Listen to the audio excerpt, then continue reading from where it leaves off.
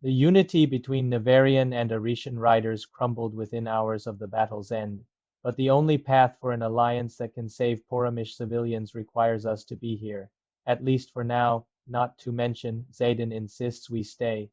He remains because Navarre's wards protect you from him. Tyrn blasts another stream of fire. When I ignore him, heating his left wing, then crouches before launching skyward with the others. The courtyard is nearly empty when we enter through the tunnel that runs under the ridgeline separating it from the training grounds. In front of us, snow tops the dormitory wing, the centered rotunda that links the quadrant structures, and all but the southernmost roofline of the academic wing ahead to our left, where Malek's fire burns bright in the highest turret, consuming the belongings of our dead as he requires. Maybe the god of death will curse me for keeping my mother's personal journals, but it's not like I wouldn't have a few choice words for him should we meet anyway.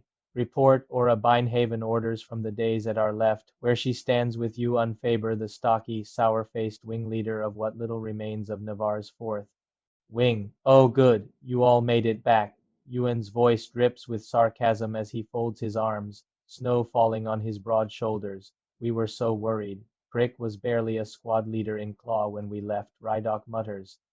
Nothing this morning, Rhiannon replies, and Ora nods but doesn't deign to say anything. Any news from the front? My stomach knots. The lack of information is agonizing. Nothing I'd be willing to share with a bunch of deserters, Ora answers. Oh, screw her, a bunch of deserters who saved your ass.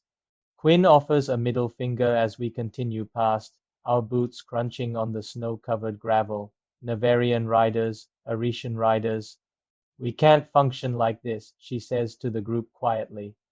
If they won't accept us, the flyers don't have a prayer. I nod in agreement. Mira's working on that particular issue, not that leadership knows or will allow the use of whatever she's learned, even if it saves the negotiations. Davira and Corey will be back any day. They'll sort out command structure as soon as the Royal Zinke treaty that hopefully pardons us for leaving in the first place. Recocks her head as Imogen walks out of the rotunda in front of us, her pink hair skimming her cheekbone as she descends the stone steps. Cardulo, you missed patrol. I was assigned elsewhere by Lieutenant Tavis, Imogen explains, not missing a beat as she comes our way. Her gaze jumps toward me. Sorengale, I need a word. I nod. She was on Xaden duty. See that you're present tomorrow. Walks past Imogen with the other two, then pauses halfway up the steps and glances over her shoulder as the others head inside. Wait, is Mira due back today? Tomorrow. Anxiety tis a pretty little bow around my throat and tugs. It's one thing to form a plan and quite another to carry it out, especially when the consequences could involve the people I love becoming traitors. Again, every possible path, Andarna reminds me. Every possible path, I repeat like a mantra and straighten my shoulders. Good. A slow smile spreads across Ree's face. We'll be in the infirmary when you're done, she promises, then walks up the remaining steps to the rotunda. You told the second years what Mira's up to. Imogen whispers with a sharp bite of accusation. Only the riders, I retort just as quietly. If we get caught, it's treason, but if the flyers do, it's war, Imogen finishes. Rydok, did you freeze this door shut? Ree shouts from the top of the steps, yanking on the door handle of the rotunda with her full body weight before marching through its counterpart to her left. Get back here and fix it now. Right, telling them was a solid choice. Imogen rubs the bridge of her nose as Rydok laughs hysterically from inside the rotunda. The four of you are a fucking nuisance. It's going to be a miracle if we pull this off without getting ourselves executed. You don't have to be involved. I stare her down in a way I never would have dreamed of 18 months ago. I'll do it with or without your help. Feeling snarky, are we? A corner of her mouth tugs upward. Relax, as long as Mira figures out a plan. Of course I'm in. She doesn't know how to fail. I can see that. Snow blows across our faces as Imogen's eyes harden. But please say you didn't tell your fearsome foursome everything about why we're doing this. Of course not. I shove my gloves into my pocket. He's still pissed at me for burdening you with the knowledge. Then he should stop doing stupid shit that needs to be covered up. She rubs her hands together in the cold and follows me up the steps. Look, I needed you alone because Garrick Bodhi and I talked without me. My spine stiffens about you, she clarifies unapologetically, even better. I reach for the door. We've decided you need to rethink your sleeping arrangements. My grip tightens on the handle and I contemplate slamming the door in her face. I've decided you can all go fuck yourselves.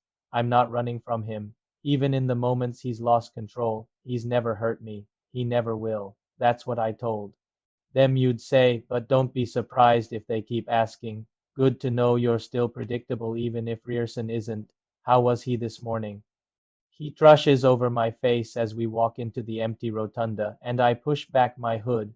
Without classes, formation, or any sense of order, the academic wing might sit abandoned, but Commons and the gathering hall are congested with aimless, worried, agitated cadets hoping to survive the next patrol and looking to take their frustrations out on someone else. Surly and stubborn as always, Imogen answers when we cross into the dormitory, quieting as we pass a group of glaring second years from First Wing, including Caroline Ashton, which means the truth-sayers cleared her. Lucky for us, the steps leading down to the healer quadrant are blessedly empty. You consider telling him what we're up to? He's aware we'll be sent to find and Arna's kind, as for the rest. He doesn't want to know. I nod at a pair of approaching Aretian riders out of Third Wing when we reach the tunnels, but wait to speak until we're out of earshot. He's worried about being an unintentional leak, which is ridiculous, but I'm respecting his wishes. I can't wait for him to discover you're leading your own rebellion. She grins as we walk across the enclosed bridge to the healer quadrant. It's not a rebellion, and I'm not leading. Xaden, Dane, their leaders. They inspire and command for the good of the unit. I'm just doing whatever it takes to save Xaden, including the mission to find and Arna's kind. She throws open the door to the healer quadrant, and I follow her in. That's different, and I'm not leading as much as I am selecting a leader, hopefully.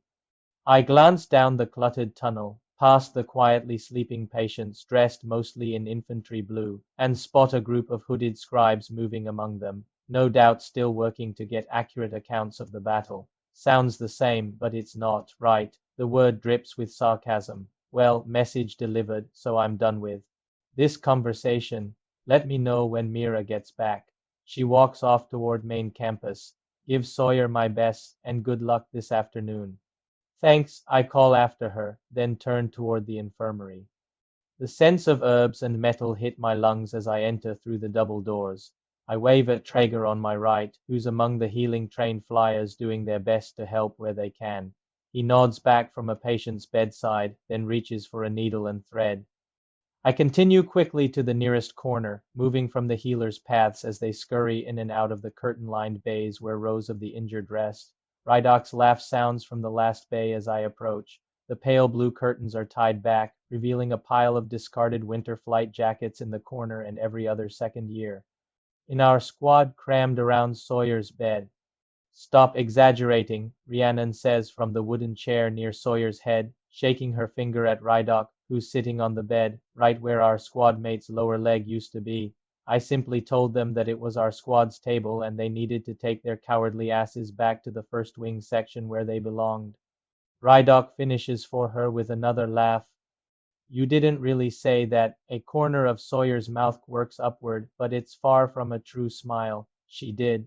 I'm careful not to step on Kat's outstretched legs on the floor beside Marin as I move into the cramped space, unbuttoning my flight jacket and tossing it onto the pile. Riders get offended by the weirdest things. Kat arches a dark brow and flips through Markham's history textbook. We have far bigger issues than tables. True. Marin nods, plaiting her dark brown hair into a four-strand braid. How was patrol anyway? Sawyer scoots to a more upright position without any help. Quiet, Rydok answers. I'm starting to think we've gotten them all, or they've managed to flee. Sawyer muses, the light fading from his eyes. You'll be chasing them down soon. Not until we graduate. Recrosses her legs. They're not sending cadets beyond the borders. Except Violet, of course, who will be off seeking the seventh breed so we can win this war. Rydok glances my way with a shit-eating grin. Don't worry, I'll keep her safe. I can't quite tell if he's teasing or serious. Cat snorts and flips another page, like they're going to let you go. Guarantee it'll be officers only. No way. Rydok shakes his head. It's her dragon, her rules, right? Bye. Every head turns in my direction. Assuming they put us on orders, I'll provide a list of people I trust to go. A list that's been through so many drafts, I'm not even sure I'm carrying the right one. You should take the squad, Sawyer suggests. We work best as a team. He scoffs. Who am I kidding? You'll work best as a team. I'm barely climbing stairs. He nods to the crutches beside his bed. You're still on the team. Hydrate, reaches across the bedside table and over a note that looks to be in Jasinia's handwriting to grab a pewter mug. Water's not going to grow my leg back. Sawyer takes it, and the metal handle hisses, forming to his grip. He looks up at me. I know that's a shitty thing to say after you lost your mother. Pain isn't a competition, I assure him. There's always enough to go around. He sighs. I got a visit from Colonel Chandler. My stomach hollows. The commander of the retired riders. Sawyer nods. What? Rydok folds his arms. Second years don't retire, die. Yes, retire. No, I get that. Sawyer starts. I just a shrill scream echoes throughout the infirmary in a knee-wavering pitch that's reserved for something far worse than pain terror. The silence that follows chills me to the bone. Apprehension lifting the hair on the back of my neck as I unsheathe two of my daggers and turn to face the threat. What was that? Rydok slides off Sawyer's bed, and the others move behind me as I step outside the bay and pivot toward the open infirmary doors. She's dead. A cadet in infantry blue stumbles in and falls to his hands and knees. They're all dead. There's no mistaking the gray handprint marking the side of his neck. Venin. My heart seizes. We haven't found them out on patrol because they're already inside.